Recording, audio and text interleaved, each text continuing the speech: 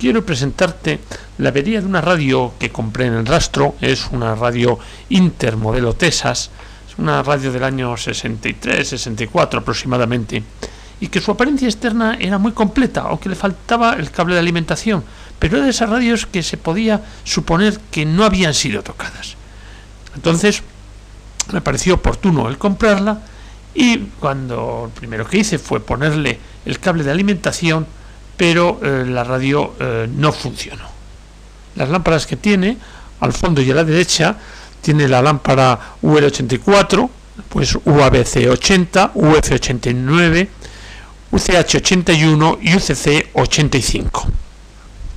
En la parte posterior podemos ver todos los componentes y el sello, ese sello que llevaban las lámparas por ser de importaciones las lámparas.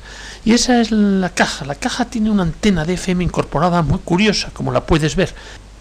Otro detalle de la suciedad de la caja. Buen detalle. Esta radio probablemente no habría sido tocada nunca. Para sacarla hubo dificultad, ya que las gomas por las cuales se apoya la radio envejecen, quedan muy pegadas y hay que forzar bastante para poder sacar. Podrás ver que en el lado izquierdo incluso se me rompieron, pero bueno, eso luego se arregla con facilidad. Bueno, y este es el esquema.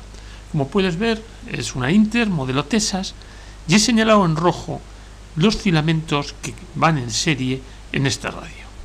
Entonces, lo que está claro es que si esos filamentos no encendían, y además teniendo en cuenta que la bombilla del dial que va en paralelo con la corriente eléctrica sí encendía, es decir, llegaba alimentación al receptor, lo que era claro es que un filamento de esos estaba fundido.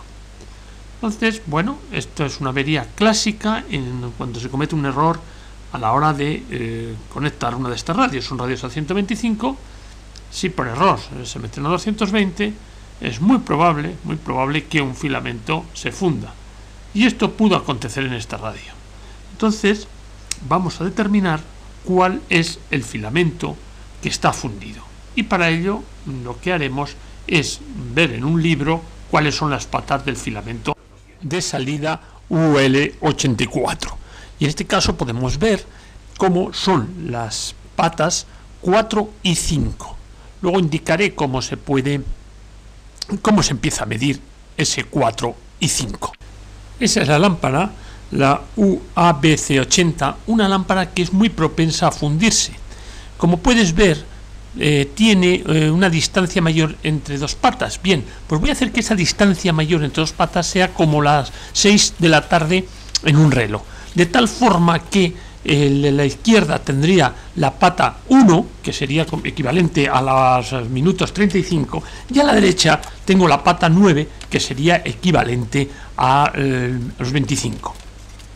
Situada la pata 1 como si fuese el minuto 35, pues cuento 1, 2, 3 y 4, y luego sé que el filamento es el 5. Siempre me gusta comprobar que el polímetro está funcionando correctamente. Bien, veo que toco 4 y 5 y no hay continuidad.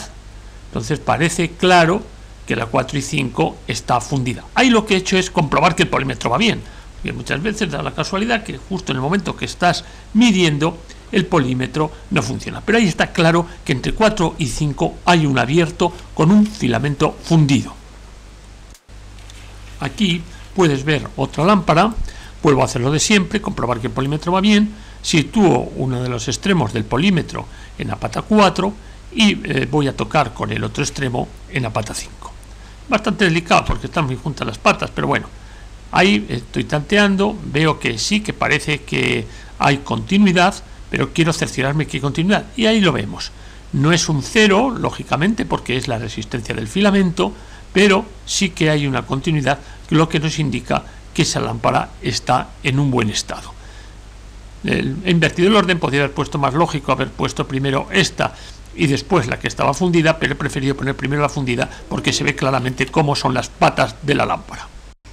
Los filamentos lucían, pero la radio no funcionaba, es decir, había una segunda avería. Bien, entonces analicé por qué no había tensión en los condensadores electrolíticos. Y efectivamente, lo que pude ver fue una resistencia, que es la que ahora en el esquema queda reflejada con un color azul, que estaba abierta. Aquí se me presentó un problema porque ahora sí tengo el esquema, aunque en el esquema no se ve claramente el valor que tiene esa resistencia para determinar el valor que tenía esa resistencia. Pero, como podré demostrar luego, sí, con una medida de la antigua, escogiendo la mitad más o menos de la antigua, fui capaz de conocer el valor de esas resistencias. Pues esa es media resistencia, la media resistencia que estaba bien, y lo que hice fue medirla. Entonces me salió una medida de 15 ohmios, entonces le puse una de 30 hay de bastantes vatios, yo creo que esa tendrá alrededor de 8 a 10 vatios. Bueno, pues cambié la resistencia, la puse y vi que tampoco funcionaba. Y lo curioso es que se calentaba la resistencia, entonces pensé que había un corto, porque viendo el circuito verás que la resistencia pasa a un rectificador y del rectificador va a los condensadores electrolíticos. Por lo tanto, probablemente lo que estaba estropeado también era el condensador electrolítico de entrada. Y eso es lo que verifiqué. Bueno, volví a coger el ohmómetro, el condensador y a probar. Y se puede ver cómo hay una continuidad en una de las secciones del condensador electrolítico. Ahí estamos viendo cómo hay esa continuidad y cómo está en corto ese condensador.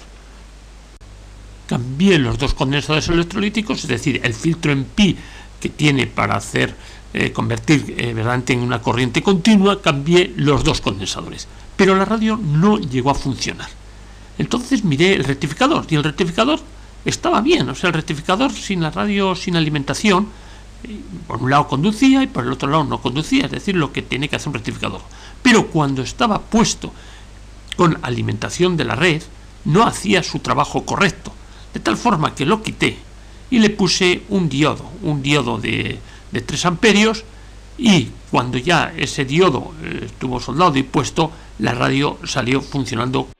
Ahora puedes oír cómo funciona como sonido de fondo, y ahí te enseño las piezas cambiado. Esa es la resistencia de 30 ohmios que le he puesto, es el diodo, le he mantenido el antiguo rectificador, pero no hace nada, o sea, simplemente por no quitárselo, bueno, por un poco de añoranza, y los dos condensadores electrolíticos que se pueden ver debajo de la resistencia de 30 ohmios. Esto ya es la parte no tocada, como se puede ver, esa radio por dentro está impecable. Y si por seguridad y por mejora le puse el condensador de cátodo de la de salida, lo puedes ver ahí, ese está cambiado, el condensador electrolítico de cátodo, y además también el que va de la placa a la rejilla de la de salida, es de color naranja, ese también está cambiado. Todo lo demás permanece como de origen.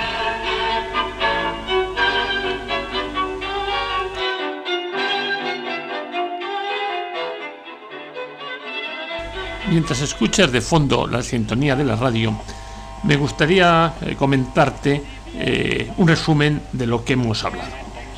Esta radio, una radio de apariencia externa, digamos con paso del tiempo, mucho polvo, pero muy completa.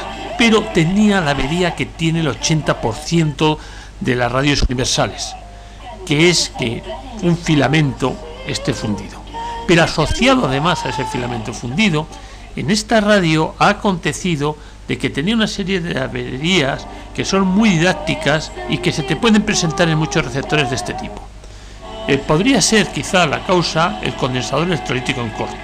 El condensador electrolítico en corto hace que esa resistencia de 30 ohmios, que luego se quedó en abierta porque se fundió, precisamente por el calor de toda la corriente que ha pasado por estar ese condensador electrolítico en corto.